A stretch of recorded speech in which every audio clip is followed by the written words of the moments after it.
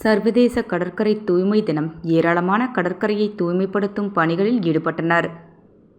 சர்வதேச கடற்கரை தூய்மை தினம் ஒவ்வொரு ஆண்டும் செப்டம்பர் மாதம் 3ஆம் வாரத்தில் உலகம் முழுவதும் கொண்டாடப்பட்டு வருகிறது. பிளாஸ்டிக் கழிவுகள் கடலில் கலப்பதால் நமது சுற்றுச்சூழல் மிகப்பெரிய பாதிப்பு ஏற்படுவதை கருத்தில் கொண்டு மக்களுக்கு விழிப்புணர்வு ஏற்படுத்துவதற்காக இந்த சர்வதேச கடலோர தூய்மை தினத்தை ஒவ்வொரு ஆண்டும் கொண்டாடப்பட்டு வருகிறது. காரைக்கால் கடலோர மீனவ கிராமங்களில் பல்வேறு பகுதிகளில் இன்று சுத்தம் செய்யும் பணிகள் நடைபெற்றன.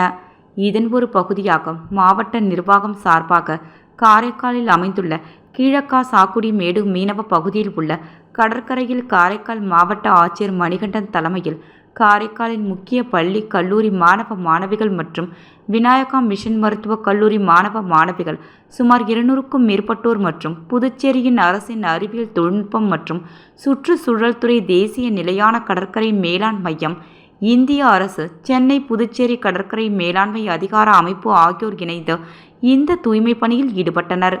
இந்நிகழ்ச்சியில் மத்திய சுற்றுச்சூழல் மற்றும் வனத்துறை உதவி இயக்குனர் ஆஞ்சால் ஜெயின், நகராட்சி ஆணையர் சத்யா, கொம்யூன் பஞ்சாயத்து ஆணையர் பாலன் உள்ளிட்ட அரசு அதிகாரிகள், மாணவர்கள் கலந்து கொண்டனர்.